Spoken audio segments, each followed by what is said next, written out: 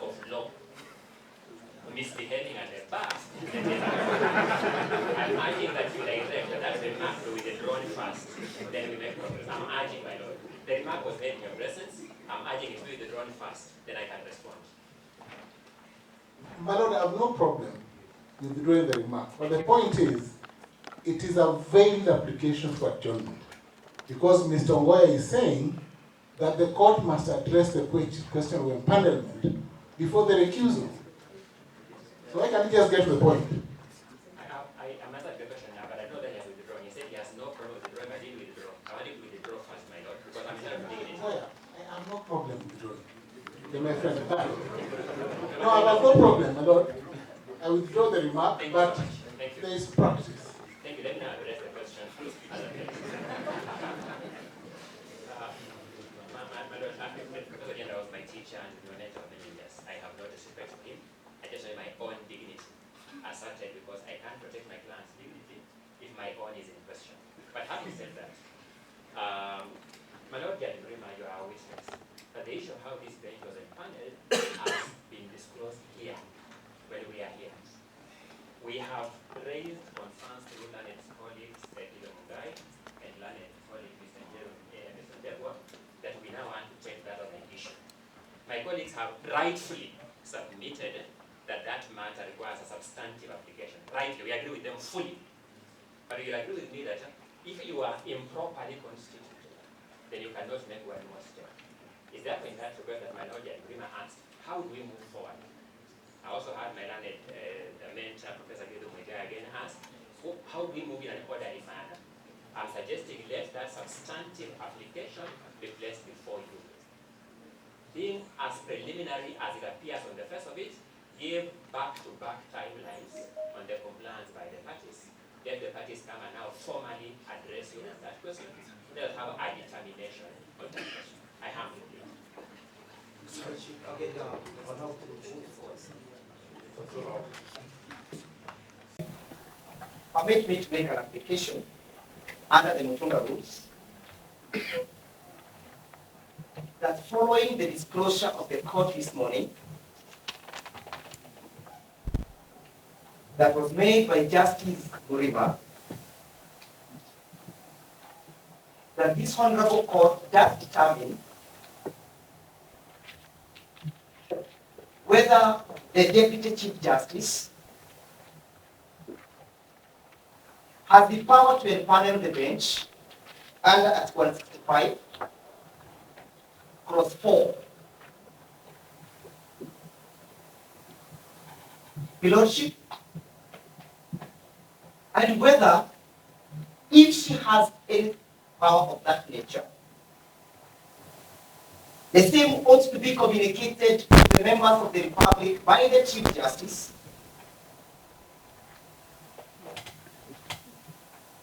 that is to say, Your Lordship,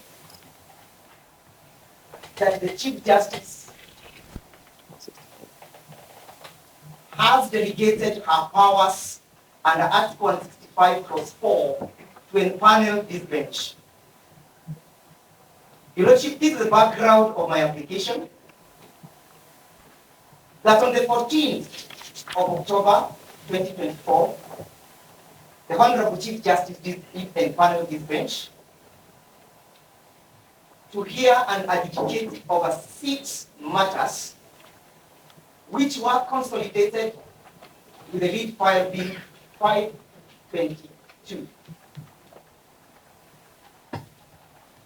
And the files that were consolidated, Your Lordships, my lady, were 522, 509, 537, 528, 525, and 506.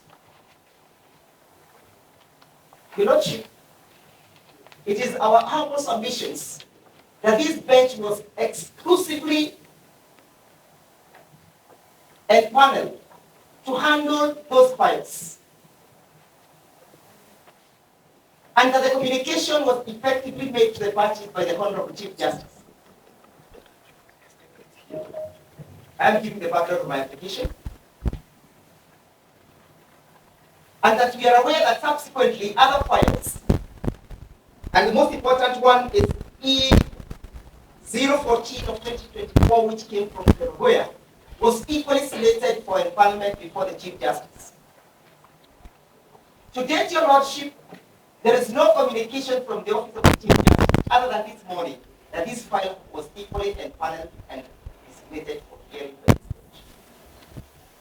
Your Lordship, the other round is this, Your Lordship, that when we appeared before you on the 16th of October, Your Lordship, we sought your indulgence, Your Lordship, to have a further mention on the 18th of October. My Lord, I'm sorry we are constrained to interject, seek your guidance.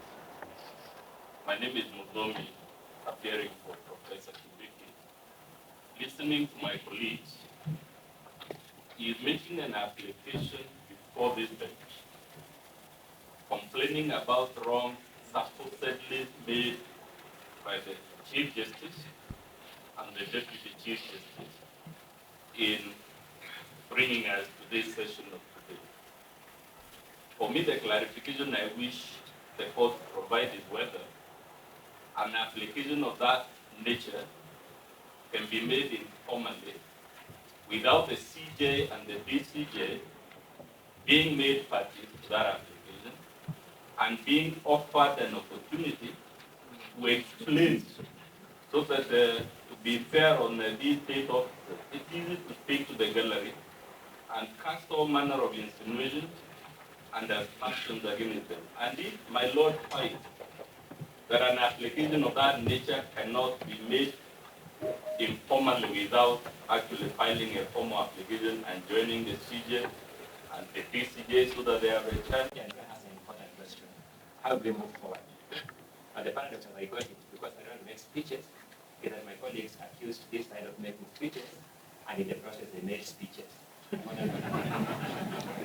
having said that, my Lord, an issue has arisen following disclosures by my Lord Justice Bremer about how the has been constituted.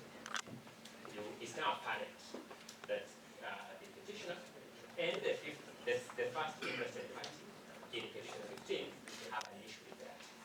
We suggest that we indeed give them time to file a formal application. It could not have been filed earlier because the disclosure has been made here.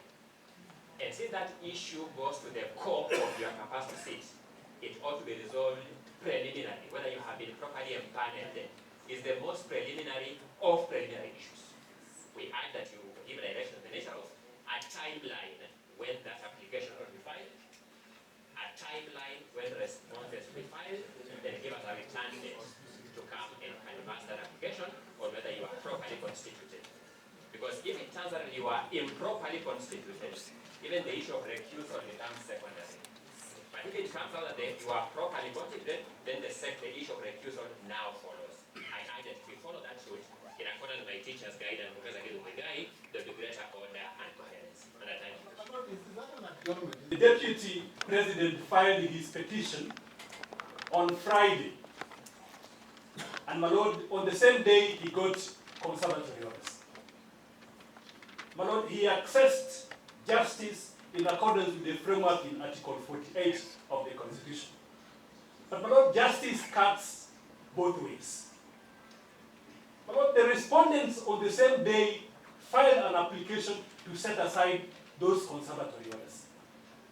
My Lord, properly constituted, this court has issued directions that those applications be heard today. My Lord, under the Mutunga rules, there is a fundamental doctrine which we are all missing. The doctrine of timely resolution of such kind of disputes, especially disputes that are of immense public interest. So, my Lord, if you look at the application which has been made, or speech made by the petitioners, my Lord, you will see that they want to split hairs. My Lord, the Constitution expressly provides that the Chief Justice shall appoint a bench to sit on matters which raise substantial questions of law. But my Lord, at the same time, that Constitution which requires to be read conjunctively says the Deputy Chief Justice shall deputize the Chief Justice. So my Lord, what is the fuss about it? So my Lord, my request is that the application, this speech by the petitioners, is solely meant to delay the business of the day. And my Lord, I request in public interest, my Lord, I request in public interest that you give directions. We proceed with the application. We are here to respond the application for conservatory orders. And my Lord, you also hear our application to set aside the conservatory orders. My Lord, that will make juridical sense and promote public interest. Thank you. My Lord, if I may just add. This court has the control of the proceedings.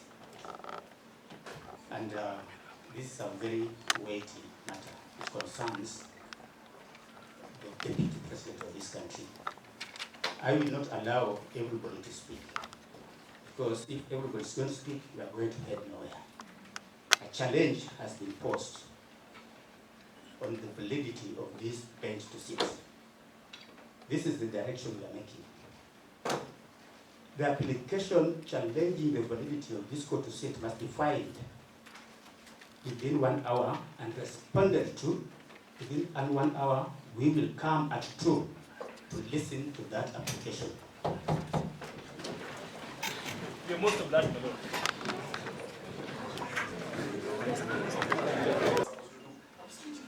Which, and here, let's not filibuster what we were told. But as we do in Parliament, you go around in circles to waste time so that the motion possibly is defeated by a fraction of time, which is what they're trying to do. The truth is this: it is well known in practice that the court's administrative functions can be done at any time of the day, including this bench can sit up to midnight without anybody questioning. So the issue of when the Chief Justice, Deputy Chief Justice sat does not arise. As to what happened on Saturday, again, this is purely administrative. My Lord, for the speaker of the